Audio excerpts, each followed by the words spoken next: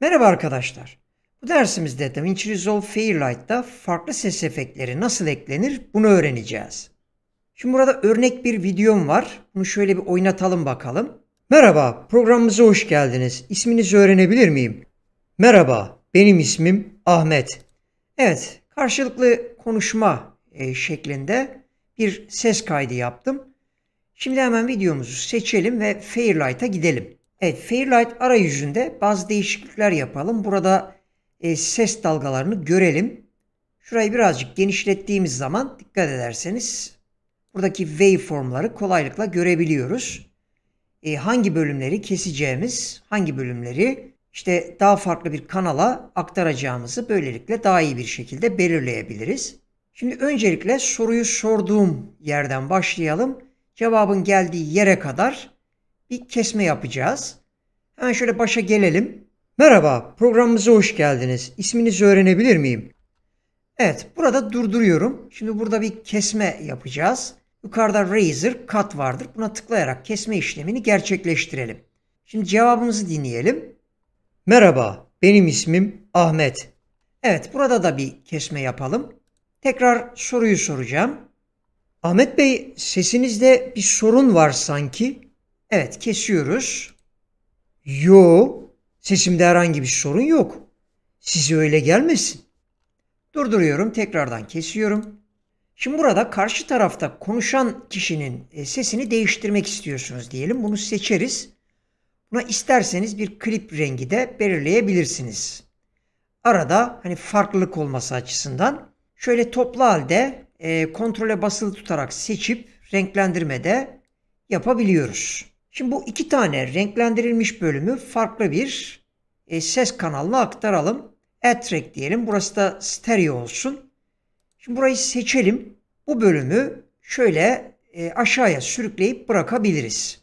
Tekrar bunu da her ikisini beraberce seçip şöyle bir geriye alalım. İkisini aşağıya alabiliriz pekala.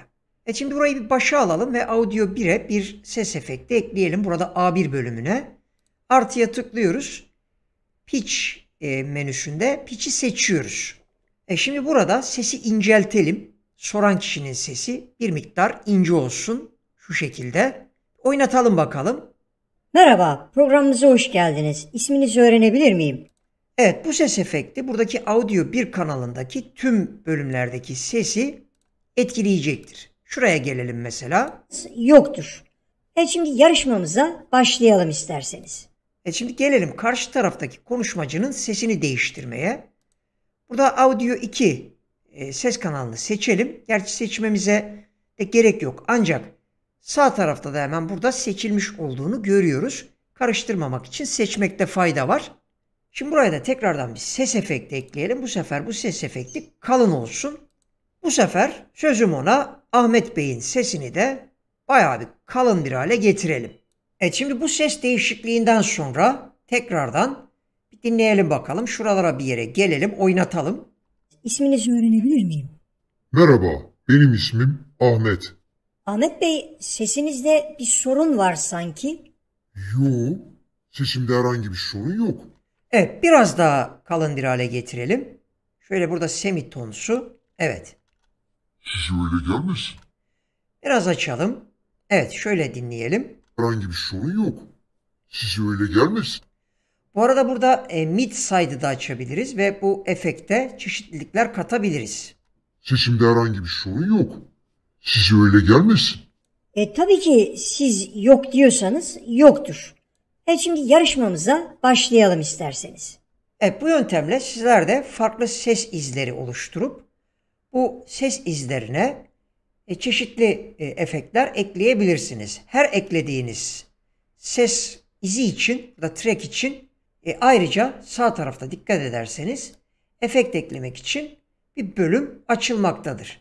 Burada artıya tıklayarak yeni ses efektlerini de ekleyebilmeniz mümkündür. Evet arkadaşlar, böylece dersimizin sonuna geldik.